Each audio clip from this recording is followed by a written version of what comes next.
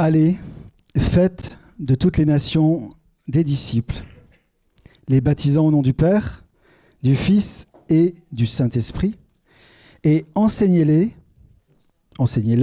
à observer tout ce que je vous ai prescrit. Et voici, je suis avec vous tous les jours, jusqu'à la fin du monde. Un texte bien connu, tiré de l'évangile de Matthieu au chapitre 28 et au verset 19. Un texte qui sous-tend Master's Commission Hoche. Lorsqu'on parle de Master's Commission, on parle de ce commandement missionnel de la part de Christ qui commande ses disciples, à l'aube de son départ, d'aller et de faire de toutes les nations des disciples. Cette année revêt pour moi, pour nous, un caractère particulier parce que, comme vous l'avez vu, de nombreuses nationalités sont représentées. Alors, ce n'est pas une nouveauté pour l'espace Bethesda. Notre communauté a toujours eu une dimension internationale et a toujours porté les nations dans le cœur. Et pour celles et ceux qui connaissent l'Église depuis de nombreuses années et qui étaient déjà parmi nous il y a environ 5-6 ans, nous avions à l'arrière de cette salle un certain nombre de drapeaux. Et ces drapeaux représentaient les pays pour lesquels notre Église était mobilisée dans la prière, pour lesquels ces pays finalement revêtaient pour nous un engagement aussi très concret sur le terrain. Raison pour laquelle nous avons des missionnaires, et notamment Nathalie, qui initialement portait à cœur ces peuples non atteints. Et donc l'Église a toujours eu dans sa vision cette dimension internationale et ce cœur de Dieu qui se manifeste aussi par la prière, l'intercession pour les nations de la terre. Allez et faites de toutes les nations des disciples. C'est le commandement de Christ qui nous montre, une fois de plus, la dimension du cœur de Dieu pour la terre et pour les nations. Il y a à peu près 2 ans, alors que j'étais à une célébration ici, je visitais cette salle et la célébration, pour celles et ceux qui nous visitent pour la première fois, c'est un temps, une fois par mois, que nous avons le vendredi soir, un temps prolongé dans la présence de Dieu, dans la louange, l'adoration, la prière. Et pendant ce temps, j'étais interpellé par le fait que ces drapeaux n'étaient plus en place. Et j'ai réellement ressenti de la part de l'Esprit de Dieu que le temps des nations était à nouveau comme réactualisé pour notre communauté. Et puis alors que nous préparions la 12e année, en tout cas la 11e l'année dernière, alors que je priais pour cette saison 11 qui s'est terminée au mois de juillet, donc il y a quelques semaines seulement, le Seigneur me mettait à cœur différentes pensées. La première, c'était que nous étions appelés en tant que communauté, en tant qu'équipe MCA, à ne pas simplement se préparer pour une année de plus, mais pour une nouvelle décennie, après avoir accueilli 80 jeunes ici. Et puis la deuxième pensée, c'était que nous allions avoir dans les temps et les années qui viennent des jeunes gens qui allaient nous visiter pour des courts, moyens et longs séjours. Et la troisième pensée qui s'est imprimée en moi, qui faisait écho à ce que j'ai ressenti ce vendredi soir lors de cette célébration, c'était que Dieu allait nous étirer et que des jeunes gens viendraient de toutes les nations. Chose étonnante, l'année dernière, très peu de temps après cela, notre beau-frère, le frère de Roxane, donc par définition, me contacte pour évoquer l'idée, éventuellement pour son fils, de venir cette année faire Master's Commission, donc 1 an plus tard. Quelques semaines seulement plus tard, un pasteur du Népal me contactera. Nous étions avec Nathan dans notre espace de coworking en centre-ville pour me faire part de son désir de connexion avec nous. Il viendra en octobre dernier, nous enverra sa jeune sœur Mary qui a été parmi nous pendant 3 mois. Et puis d'autres connexions se sont faites avec un jeune ministère en formation, Chester, que vous avez aussi connu l'an dernier, qui est d'Angleterre. Et puis, chemin faisant, les connexions avec l'église Philadelphia, qui fait partie de notre réseau à Castres, a aussi élargi la dimension internationale avec l'Argentine, avec la venue ici même de différents ministères. Je souligne cela simplement pour illustrer le fait que Dieu est bon et il est fidèle à ses promesses. Et il est capable de nous donner de vivre aujourd'hui la réalité de ce qui est sur son cœur depuis toujours. Dieu a à cœur les nations de la terre. C'est son intention de bénir toutes les nations de la terre. Et cette communauté, notre communauté, l'espace Bethesda, a pour vocation d'être une maison de prière pour toutes les nations et d'être aussi un lieu de réconciliation, un lieu de bénédiction, une maison de prière et aussi, de par la nature même de notre Église, portée depuis toujours, un lieu de formation et d'accompagnement. Et MCA s'inscrit dans cette vision, MCA s'inscrit dans ce cœur, dans ce désir de former, de lever une nouvelle génération de leaders, des jeunes gens qui comprennent leur identité en Christ, qui discernent leur appel et qui entrent pleinement dans la destinée qui est la leur. Masters Commission, c'est une histoire de famille, puisque vous l'avez compris, eh bien, plusieurs de nos enfants, en ce qui nous concerne, ont bénéficié de ce programme. Vous avez été nombreux au sein de cette communauté à recevoir année après année des étudiants MCA. Nous avons compté 17 foyers en 11 ans qui ont accueilli nos étudiants et c'est une source de bénédiction pour eux. MCA répond donc à cette dimension apostolique de faire des disciples et de bénir tout homme, toute femme, pour l'encourager à entrer pleinement dans son mandat et dans sa destinée. Dieu a à cœur les nations de la terre et j'aimerais m'arrêter un instant avec vous ce matin sur quelques réflexions que j'ai pu avoir ces derniers jours sur ce sujet, en rappelant le fait que de toute éternité, Dieu a souhaité la réalité des nations. Lorsqu'en Genèse 1, versets 27-28, Dieu créa l'homme à son image, il nous est dit qu'il les créa à l'image de Dieu, il créa l'homme et la femme, vous connaissez ces textes. Dieu les bénit, il leur dit « Soyez féconds, multipliez, remplissez la terre et l'assujettissez, dominez sur les poissons de la mer, sur les oiseaux du ciel et sur tout animal qui se meut sur la terre. » Nous avons ici l'illustration d'un mandat universel de remplir la terre, porter l'image de Dieu dans toute la création, et puis après, à travers Abraham et la bénédiction qui lui a été octroyée, c'est Mathias qui s'en faisait l'écho dimanche dernier. Je vous invite d'ailleurs à écouter cette prédication sur notre site internet.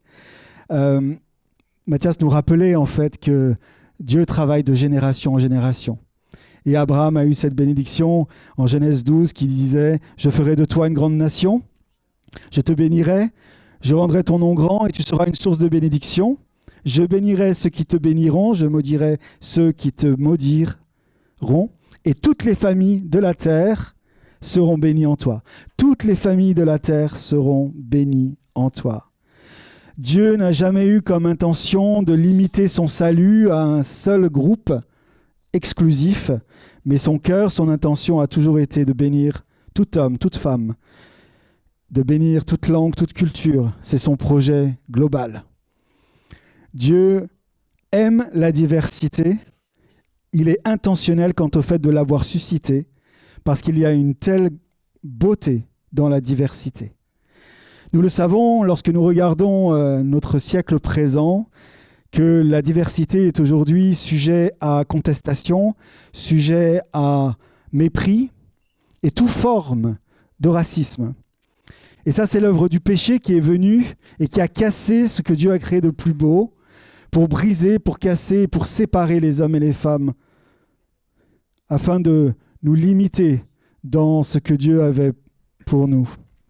En Christ Jésus, il y a cette réconciliation incroyable de notre relation avec Dieu le Père, mais cette relation que nous pouvons avoir aussi les uns avec les autres.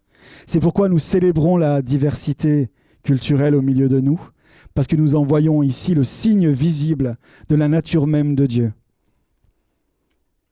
Il y a dans notre communauté de nombreuses nationalités représentées, je ne vais pas les citer ce matin, mais ce qui fait la richesse de notre communauté, ce qui fait la richesse de notre ville, ce qui fait la richesse même de notre pays, c'est précisément la présence de ces nations qui sont au milieu de nous. J'aime ce texte dans Actes 17, verset 26, qui nous dit « Il a fait en sorte que tous les peuples issus d'un seul homme, à savoir Adam, habitent sur toute la surface de la terre, et il a déterminé la durée des temps, les limites de leur lieu d'habitation. Il a voulu qu'ils cherchent le Seigneur et qu'ils s'efforcent de le trouver en tâtonnant, bien qu'il ne soit pas loin de chacun de nous. » Ici, ce texte illustre bien la réalité que Dieu a eu comme intention de créer tout homme de délimiter les territoires, de leur permettre de vivre la réalité de ce qu'ils étaient appelés à vivre en Dieu. Vous savez, ce qui se vit sur la dimension individuelle se vit à l'échelle d'une nation. Lorsque, en Christ, nous rentrons dans un processus de guérison, de restauration, de liberté, eh bien, c'est précisément la même promesse qui est destinée à nos nations. La France a une destinée, le Kenya a une destinée, les États-Unis a une destinée. Vous pouvez mettre derrière chaque pays que vous connaissez, que vous représentez, ou chaque pays d'où vous venez. Dieu a un projet pour chaque pays, pour chaque nation, un projet de guérison, un projet de restauration. Et ce que l'ennemi a cherché à détruire et à dérober dans ces nations, c'est précisément et souvent l'appel de cette nation. C'est pourquoi Christ dira « Allez et faites de toutes les nations des disciples ». Évidemment, les nations sont représentées d'individus, d'hommes et de femmes, de jeunes et de moins jeunes. Mais nous sommes appelés à faire de ces nations des disciples. Disciple veut dire apprenant, étudiant. À l'époque de Jésus-Christ, dans le contexte de son époque, les disciples étaient ceux qui étaient assis au pied du maître. Et ils étaient nombreux, les rabbis, à enseigner. Et ce qui caractérisait le rabbin, c'était précisément le fait qu'il y avait des personnes assises à ses pieds pour écouter son enseignement et ses instructions. Éduquer, former. Masters Commission, c'est une formation de disciples, mais j'aimerais dire que être disciple, ce n'est pas une identité. Et je vais peut-être choquer plusieurs. Être disciple, c'est une posture. Notre identité en Jésus-Christ, c'est d'être fils et fille de Dieu. Être disciple, c'est le processus par lequel nous passons pour suivre les instructions de Dieu, laisser son esprit venir nous toucher dans notre compréhension, comme le texte de Romains 12 que nos étudiants MCA connaissent souvent si bien, afin que son esprit vienne transformer notre entendement, vienne renouveler notre compréhension, notre mentalité. Être disciple, c'est suivre le Maître, afin que ses paroles, son regard, puissent nous transformer de l'intérieur, afin que nous comprenions que nous sommes fils et filles de Dieu. C'est une chose, et on le sait pour plein de choses, c'est une chose de le savoir, et c'est une chose de le vivre. C'est une chose de savoir que Dieu nous aime, c'est autre chose de le vivre. Être disciple, ce n'est pas pour acquérir plus d'affection de la part de Dieu, ce n'est pas pour acquérir, j'oserais dire presque plus de bénédiction, quand bien même il y aura de la bénédiction qui en découlera de l'obéissance. Être disciple, c'est la compréhension de ce que Dieu est, de ce qu'il est et de ce qu'il dit de moi. Toi, suis-moi. L'injonction de Jésus auprès des disciples de son époque, elle n'avait pas beaucoup d'argumentation. C'était très expéditif, vous me diriez. C'est toi, suis-moi. Et ces hommes ont quitté leur contexte pour suivre ce rabbin, dont ils ne connaissaient peu de choses, mais il y a quelque chose qui s'est mis en mouvement en eux. Vous, étudiants MCA, vous êtes venus ici et vous avez répondu à un appel, à une petite voix, parfois très forte, parfois toute petite. Mais la raison de votre venue ici, c'est une réponse à l'appel de Dieu. Et je vous en remercie parce que je crois réellement que vous avez fait le bon choix. Et tout ce qui va se décliner cette année dans votre vie, tout ce que nous allons vivre en tant que communauté, dans notre marche avec le Seigneur, dans notre vie de disciples, n'a pas d'autre but que de nous rééduquer par rapport aux valeurs du royaume de Dieu. N'a pas d'autre but que de transformer notre mentalité, n'a pas d'autre but que de nous permettre de vivre plus précisément la réalité du cœur même de Dieu et de réduire l'écart entre ce que lui dit de toute éternité sur nos vies et ce que nous pensons de nous-mêmes. Je répète, la vie de disciple me permet de réduire l'écart entre ce qu'il dit et ce que je dis de moi-même. C'est ça la vie de disciple. C'est le chemin, le processus par lequel Dieu nous invite. Être disciple non pas pour gagner son amour, comme je le disais à l'instant, ou pour acquérir une quelconque récompense. Vous savez, Ce qui a parfois été difficile dans le milieu évangélique, et c'est quelque chose dont on doit garder une certaine prudence, c'est que peut se nicher dans les formations dites de disciples beaucoup d'esprits religieux. Ok ?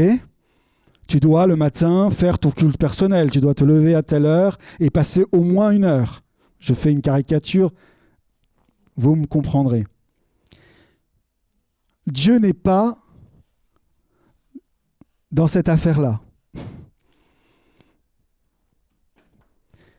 Mais Dieu nous invite, et c'est pour ça que nous mettons d'ailleurs un programme en place sur la vie intentionnelle et la vie stratégique, à prendre conscience qu'il nous aime tellement, qu'il a un tel projet de vie pour nous, qu'il nous invite à nous mettre en action. Et qui nous invitera certainement à nous lever plus tôt le matin pour préparer notre journée.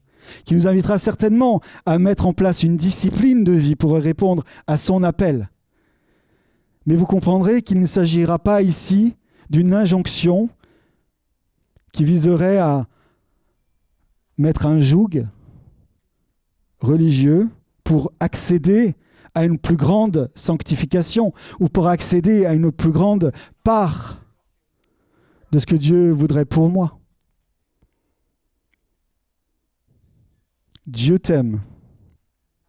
Ça, c'est le point de départ. Dieu t'a dit un jour, toi, suis-moi. C'est le point de départ.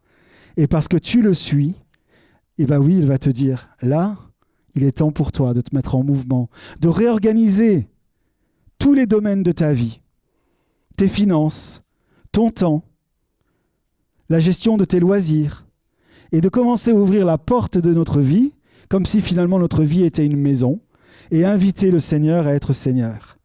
Inviter Jésus à prendre possession de toutes les pièces de la maison. Et parce que je comprends que son intention est bonne, que son projet est bienveillant, alors je vais m'abandonner à lui, non pas par contrainte, mais par amour, parce que je comprends sa bonté. On connaît ces textes qui nous disent que c'est la bonté de Dieu qui nous pousse à la repentance. C'est toujours sa bonté, c'est toujours sa nature, c'est toujours son cœur qui nous pousse à être disciples. Et c'est en cela que, lorsque je parle avec les uns et les autres, bien nous voyons que parfois nous sommes dans des actualités similaires, mais Dieu nous demande des choses différentes. À l'un, il lui demandera de jeûner pendant 1 semaine, et puis à l'autre, il lui demandera peut-être de s'abstenir d'un certain loisir. Nous ne sommes pas dans quelque chose d'uniforme. Nous ne sommes pas dans quelque chose qui est pareil pour tout le monde, parce qu'il y a une intention particulière de la part de Dieu pour toi, dans la saison dans laquelle tu es, dans la compréhension de ce qu'il t'appelle à le suivre, et en cela, il t'appelle évidemment à être disciple. Être disciple, c'est être enseignable.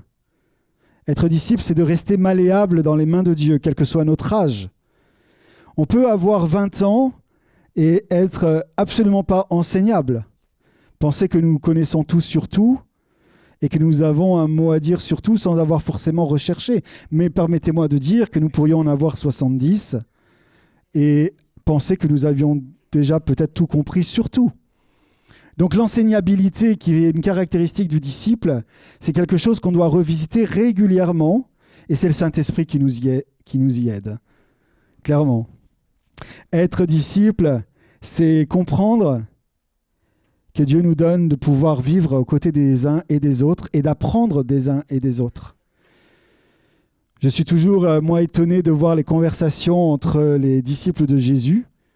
Elles sont finalement pas si fréquentes que ça dans les évangiles. Alors pour ceux qui aiment énormément la série The Chosen, l'avantage de cette série, c'est qu'on met en scène, on va dire, les conversations des disciples. Leur caractère, leur saut d'humeur du coup parfois, leur incompréhension. Et j'aime ce Jésus qui vient à la rencontre de ces hommes qui sont ce qu'ils sont. Lorsque les disciples ont été choisis par Jésus, Jésus ne leur a pas remis le code de conduite, quand bien même pour nos étudiants nous le ferons, pour quand même faciliter les échanges et la vie en communauté, en leur disant c'est comme ça que ça va se passer et c'est pas autrement et vous devez être tous conformes à Jean, qui semblait si proche de Jésus. Non, Jésus n'a pas eu cette approche. Il a respecté l'individualité de chacun, parce que chacun d'entre vous, et je parle aux étudiants, vous êtes uniques. Et Dieu a quelque chose d'unique pour vous. dans la relation avec lui, mais dans la relation avec celles et ceux qui sont autour de vous. Et le fait de vivre la réalité de la communauté, que ce soit pour nous tous, ou que ce soit dans MCA, où il y a un quotidien et un rythme soutenu, c'est précisément pour nous permettre de mieux nous connaître, mieux comprendre quels sont nos angles morts, ce que nous ne voyons pas parfois sur nous-mêmes, et puis avancer dans ce que Dieu veut que nous puissions vivre. La discipline que nous vivons est une discipline de vie. Ce n'est pas une discipline de mort, dans la compréhension, une fois de plus, que ce que Dieu est notre point de départ, et alors lorsque nous fixons nos regards sur lui, eh bien, nous pouvons être renouvelés dans la compréhension de notre identité, de son projet pour nos vies.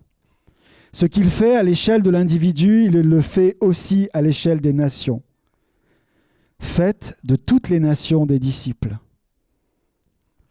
Je vous inviterai à réfléchir à votre nation, si vous n'êtes pas de notre nation française, et même à réfléchir à notre pays, et à identifier finalement ce qui, dans notre nation, a été contesté par le diable, par l'ennemi. Essayez d'identifier finalement qu'est-ce qui fait qu'à un moment donné, ma nation est devenue ce qu'elle est devenue. Afin de discerner quel est l'appel même de notre nation. Dieu a un appel pour chaque nation. Les nations sont dans le cœur de Dieu, je le disais depuis le début. Et les nations ne cesseront pas d'être dans l'éternité. Le temps me manquera ce matin pour le développer, mais nombreux sont les textes dans notamment le livre de l'Apocalypse qui nous montrent la réalité des nations dans l'éternité. C'est-à-dire qu'il y a un processus de restauration, il y a un processus de guérison. Et la bonne nouvelle que j'ai pour nos étudiants MCA, et pour chacun d'entre nous, quel que soit notre âge, c'est qu'on fait partie de ce processus de transformation pour notre nation. Parce que ce processus de transformation passe par toi, précisément là où il t'a placé. C'est ça qui est génial. C'est que dans la volonté même de Dieu, il veut collaborer avec nous par son Esprit Saint, afin que nous puissions aller et de faire de toutes les nations des disciples. Dieu passe par l'individu pour toucher les instances, pour toucher les institutions. Dieu veut se révéler et toucher toutes les sphères de la société en respectant ce qu'il a lui-même créé, la diversité et la spécificité. Ce serait tellement dommage, n'est-ce pas, de manger tous les jours à midi du magret de canard. Même si je pense que plusieurs ne s'en plaindraient pas dans le Gers. Mais nous aimons la diversité culinaire. Nous aimons lorsque nous voyageons, pour celles et ceux qui ont pu le faire, ou même lorsque nous restons ici, lorsque nous partageons des plats, on aime finalement goûter les choses qui parfois vont nous sembler peut-être trop épicées, ou trop ceci ou trop cela. Mais toujours est-il qu'il y a une diversité que nous voulons célébrer, parce qu'elle est la dimension même de Dieu. Dieu n'est pas un Dieu français.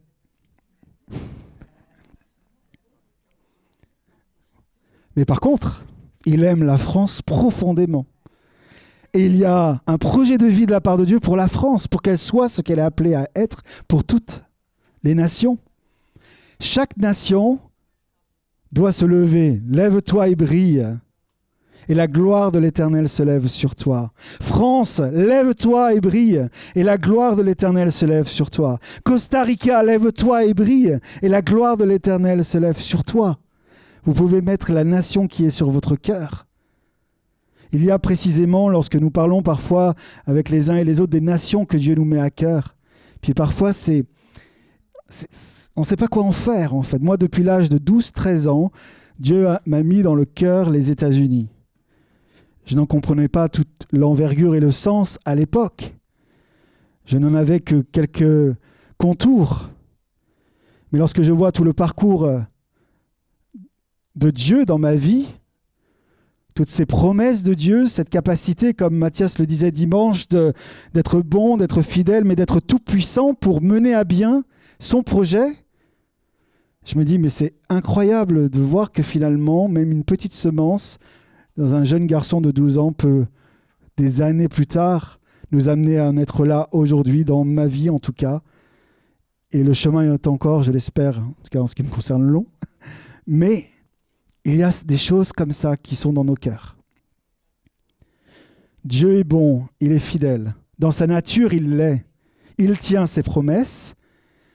Et comme le disait Mathias, il est tout puissant, c'est-à-dire qu'il est capable de nous faire rentrer dans ses projets. Il est capable, sa nature est capable de nous donner, d'aller, de rentrer dans ce qui peut nous sembler encore aujourd'hui peut-être trop haut, trop loin, trop incertain. Lorsque nous plaçons notre confiance en l'Éternel, lorsque nous le suivons, lorsque nous sommes disciples, eh bien nous apprenons à écouter sa voix. Nous apprenons à lui demander pardon lorsqu'on fait des faux pas. On apprend à être celles et ceux qui suivent le Christ partout où ils sont. Être disciple, ce n'est pas simplement rajouter Dieu à sa vie, mais faire de Dieu sa vie. Vous savez, il y a des nations aujourd'hui qui rajoutent Dieu à leur identité nationale. Dieu fait partie même parfois de certains emblèmes, de certains drapeaux dans la représentation. C'est un élément comme un autre. Nous le retrouvons au niveau de la dimension internationale, au niveau des nations, mais nous le retrouvons aussi dans nos vies. Il est assez aisé de considérer que quand on a, on va dire, un peu de recul sur notre vie, parfois sur notre parcours, de se dire, bon, je suis né dans une famille chrétienne, j'ai compris que c'était peut-être pas plus mal d'avoir Jésus de mon côté plutôt que de ne pas l'avoir avec moi. Et puis moi, j'ai plein de rêves, j'ai plein d'aspirations, je veux voyager, je veux gagner de l'argent, je veux être libre. Je vous fais écho de ce que j'entends souvent. Et donc, du coup, allez, on va se rapprocher un peu de Jésus et puis on va le mettre dans sa valise. On va mettre Dieu dans son bagage. Alors, j'ai une mauvaise nouvelle pour nos étudiants. Cette année, on va apprendre justement, enfin une mauvaise nouvelle par rapport à cette pensée, que nous ne sommes pas appelés à rajouter Dieu dans notre vie, mais à faire de Dieu notre vie. Et c'est tout autre chose. Être disciple, c'est faire de lui notre vie. C'est de faire de sa volonté notre quête, notre recherche. Parce que je comprends que je suis fils et fille de Dieu, je ne veux pas passer à côté de mon héritage. Lorsque nous savons que nous sommes fils et filles de Dieu, il y a un héritage. Il y a un héritage pour toi, pour chacun d'entre nous ici. Et nous ne passerons pas à côté de cet héritage. On ne va pas se saisir de cet héritage par violence, par force, mais par soumission à son amour. Et bien souvent en capitulant et en disant « Seigneur, peut-être que je t'ai rajouté à ma vie depuis si longtemps, mais je veux vraiment aujourd'hui, parce que tu m'appelles fils et fille, faire de ma vie, parce que ton esprit vit en moi alors qu'il vienne et qu'il visite toutes les dimensions de ma vie. Mon corps, mon âme, mon esprit, que tout ce que je suis puisse être éveillé à ta volonté. Le projet de Dieu pour chacun d'entre nous, c'est dans la relation, l'intimité. Jésus-Christ, lorsqu'il sera avec ses disciples, et le mot n'est pas à gommer, comprenez-moi bien, dans les actes, il nous est parlé à plusieurs reprises que les disciples étaient là, parce qu'ils suivaient le Christ. Ils étaient aussi les ambassadeurs de Christ. Donc on les reconnaissait et on les distinguait par cette interpellation, les disciples d'eux. Mais Jésus dira dans Jean 15, verset 13, « Il n'y a pas de plus grand amour que de donner sa vie pour ses amis. Vous êtes mes amis si vous faites ce que je vous commande. Je ne vous appelle plus serviteur, parce que le serviteur ne sait pas ce que fait son maître, mais je vous ai appelé ami, parce que je vous ai fait connaître tout ce que j'ai appris de mon Père. » Waouh! Ça, c'est le projet de Dieu dans cette relation de cœur à cœur. C'est de te dire, je veux faire de toi mon ami. Je veux faire de toi mon ami. My friend, mi amigo. C'est le projet de Dieu, cette amitié avec lui. Parce que c'est dans cette relation d'intimité, et c'est ce que nous allons vous amener à découvrir tout au long de cette année pour nos étudiants, c'est cette relation d'intimité qui, en se développant, nous donne précisément de réduire l'écart, comme je le disais tout à l'heure, entre ce qu'il dit de moi et ce que je dis de moi-même. C'est cette intimité qui me rappelle l'œuvre de la croix, qui me rappelle qu'il a tout payé pour moi, qu'il n'y a rien, absolument rien, qui peut aujourd'hui me condamner si je suis en Jésus-Christ. Il y a tout un chemin de la compréhension du projet de Dieu, de son regard, de son amour, de sa bonté, qui vient dans ces moments d'intimité. MCA ne sera qu'un canal par lequel nous prions et nous espérons que vous pourrez vivre ces temps-là. Ils se vivront ensemble et ils se vivront très souvent seuls dans l'intimité d'une balade dans une forêt ou auprès d'un lac ou dans votre chambre. Mais croyez-moi que ce rendez-vous se produira lorsque nous sommes sincères devant Dieu et que nous disons « Je refuse à partir d'aujourd'hui de fonctionner comme je l'ai peut-être toujours fait, à savoir je continue mes projets et puis je te rajoute dans ma vie. » Comprenez-moi bien, le fait que vous l'ayez fait vous a permis d'aller puiser à la bonne source quand vous en aviez besoin. Quand vous étiez malade, quand vous aviez une épreuve, quand vous aviez une difficulté. Bravo, vous êtes allé à la bonne source. Il est celui qui pourvoit. Il est celui qui prend soin. Il est celui qui est capable de vous donner ce dont vous avez besoin à ce moment-là. Mais Dieu a tellement plus pour vous. Il a tellement plus pour moi.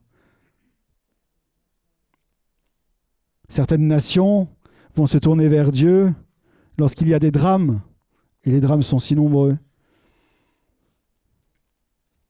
Elles peuvent avoir l'apparence de la piété, cette nation ou ces nations, et finalement ne pas en avoir la vitalité.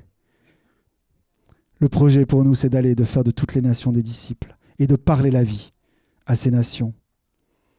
Parler la vie à ces nations. Le grand défi, et ce serait un tout autre volet que je ne développerai pas ce matin, c'est la maîtrise de notre langue. Où en sommes-nous quant au fait de bénir notre nation, les nations de la terre? Je referme la parenthèse. Il y a un projet de Dieu pour nos nations au même titre qu'il existe pour chacune de notre vie. Permettez-moi de lire ce texte pour conclure dans Galates 3, versets 26-29, qui nous rappelle notre identité de fils et filles de Dieu. « Car vous êtes tous fils de Dieu par la foi en Jésus-Christ. Vous tous qui avez été baptisés en Christ, vous avez revêtu Christ. Il n'y a plus ni juif ni grec, il n'y a ni esclave ni libre, il n'y a plus ni homme ni femme, car tous vous êtes en Jésus-Christ. Et si vous êtes en Christ, vous êtes donc la postérité d'Abraham, héritier selon la promesse. En Jésus-Christ, nous sommes réconciliés. Et si tu te demandes, et c'est souvent ce que je dis à des étudiants en début d'année, quel est ton ministère?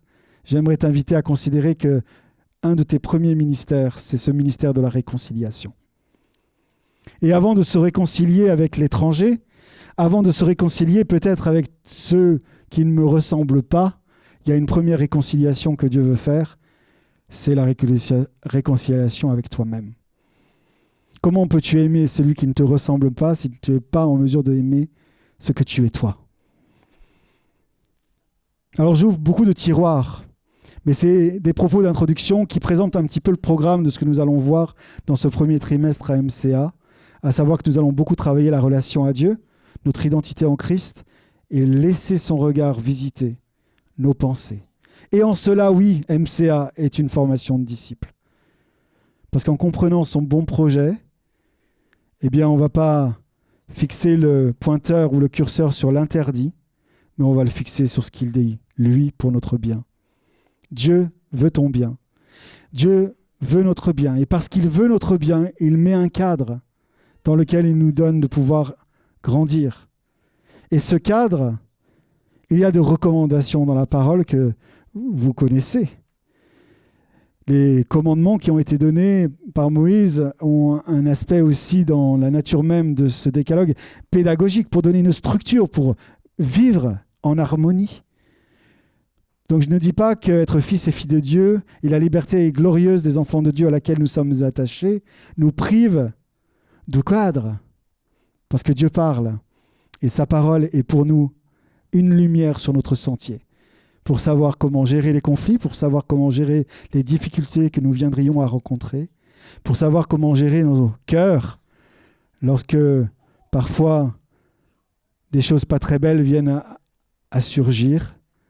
Dieu nous donne de vivre cette année à MCA la diversité au niveau des cultures. Ce que j'aime dire, c'est que Dieu nous donne de vivre en tant que communauté la diversité en termes de génération. Et c'est précisément ici, dans ces expressions-là, le cœur de Dieu qui résonne.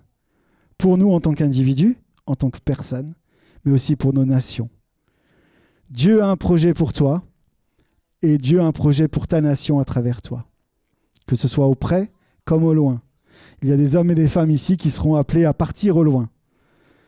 Clara, comme on le disait tout à l'heure, elle est partie au loin, même si elle revient.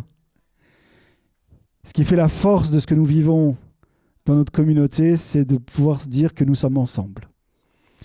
Et vous me l'avez entendu dire, je le dis souvent dans mes prédications, que personne d'autre que toi ne peut changer le lieu où tu es toi, tel que toi. Parce que c'est toi et c'est là où Dieu t'a placé. Que ce soit en France, quelle que soit la région d'où tu viens, ou que ce soit dans un autre pays du monde, il y a un appel de Dieu pour toi. Mais parce que nous sommes appelés à aller faire de toutes les nations des disciples, eh bien, ce que Dieu fait en toi, c'est pas pour être confiné pour toi, c'est pour être libéré, pour toucher les nations de la terre. Pour toucher les nations de la terre. Il y a des nations qui attendent, et notre pays de France attend la révélation des fils et des filles de Dieu. Alors sommes-nous prêts à nous lever en ce début d'année, même si nous aurons notre culte de rentrée la semaine prochaine, et on aura l'occasion avec Guillaume et Patricia de développer le thème de l'année, mais sommes-nous prêts en cette nouvelle saison MCA de se dire que finalement, il y a une invitation de la part de Dieu à prendre conscience que tout ce que je vais vivre à titre individuel a le potentiel d'être une bénédiction pour ma nation. C'est énorme. Je ne sais pas vous, mais quand je m'entends dire ça, je me dis, mais qui suis-je ? C'est un peu les choses qui reviennent. Hein, mais attends, mais qui suis-je moi ? Tu ne connais pas ma vie, tu ne connais pas mon passé, tu ne connais pas ce que j'ai pu vivre, tu ne connais pas... Et puis j'ai essayé, ça n'a pas marché. Ok. On peut tous faire la liste. C'est beaucoup plus simple, cette liste d'ailleurs. On peut la faire. Et on est appelé à la faire. Parce qu'on est appelé à laisser l'Esprit de Dieu venir guérir notre parcours afin qu'il n'y ait aucun obstacle à sa gloire, à la manifestation de sa présence dans ce qu'il veut faire aujourd'hui et maintenant avec toi. Nous ressentons en tant qu'équipe que nous rentrons dans une nouvelle saison. Cette nouvelle saison, ce n'est pas une année, c'est une période dans laquelle Dieu nous donne d'être plus précisément là où il veut que nous soyons. Il est en train d'aiguiser nos flèches, il est en train de nous préparer à bénir les nations de la terre. Et donc, cette année, nous ne recevons pas simplement quelques étudiants qui viennent de l'étranger, et c'est sympa, même si ça l'est sympa. Nous sommes en train de rentrer dans une dimension qui répond à notre appel, d'être une bénédiction pour toutes les nations de la terre. Nous sommes en train de bénir les nations de la terre en recevant celles qui nous rejoignent. Et nous voulons être intentionnels cette année pour le faire. Nous voulons reconnaître au milieu de nous la diversité et la célébrer.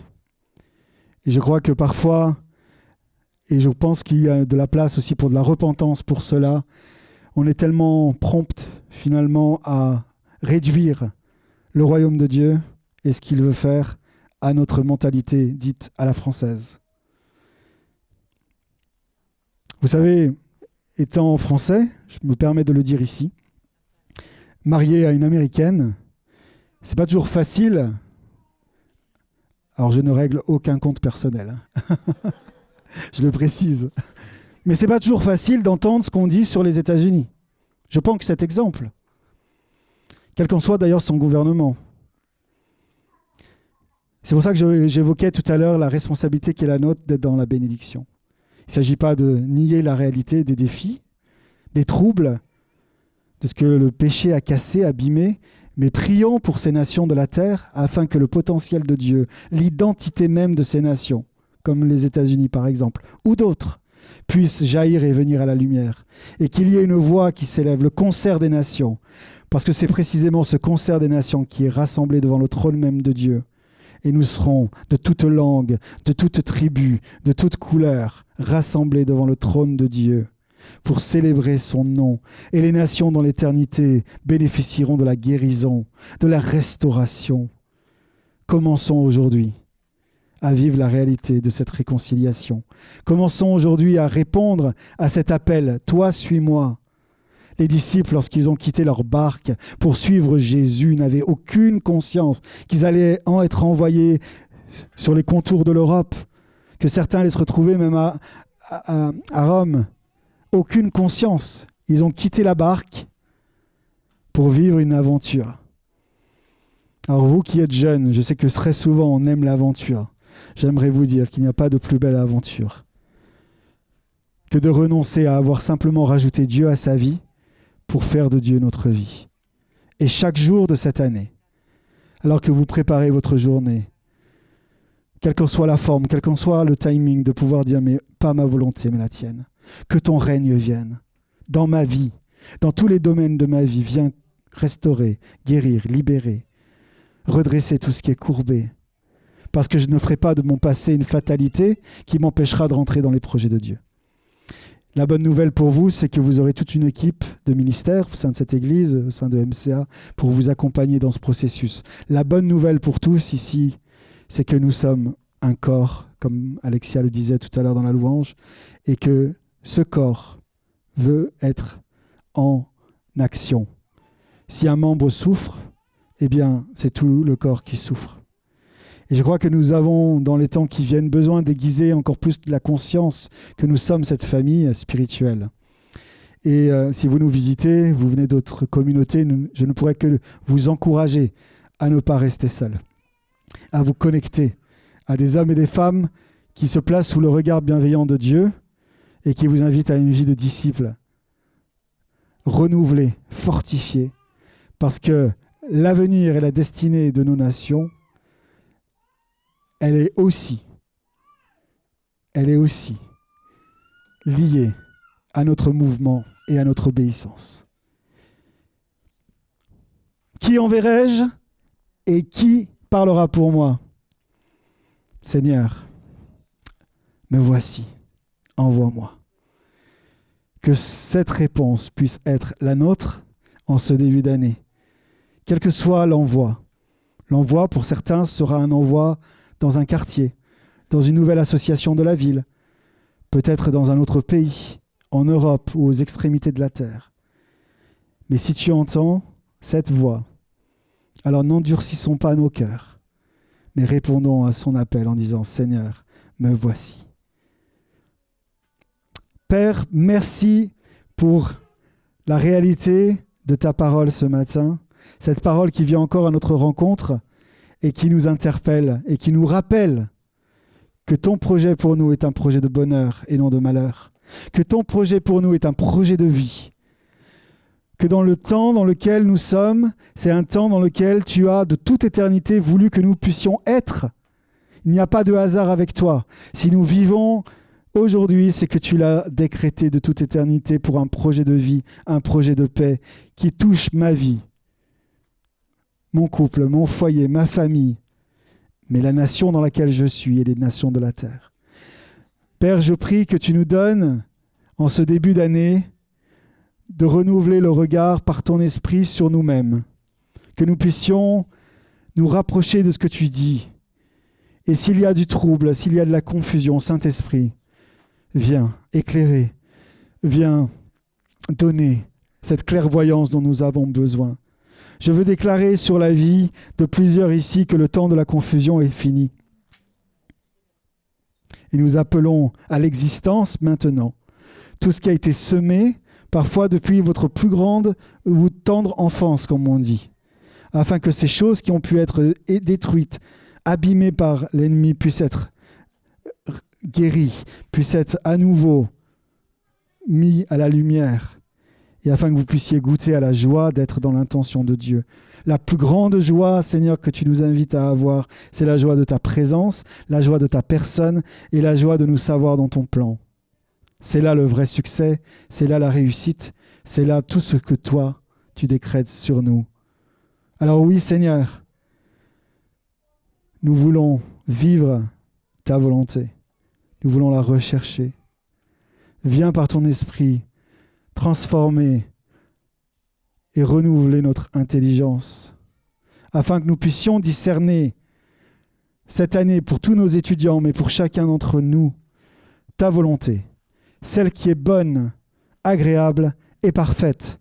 Ta volonté n'est pas à moitié, elle n'est pas au rabais, conditionnée par rapport à ce que nous avons fait dans le passé, mais ta volonté est bonne, agréable et parfaite. C'est pourquoi nous décidons que nous ne nous conformerons pas au siècle présent et à tout ce qui pourrait nous attirer loin de ta pensée, mais nous nous donnons à toi entièrement.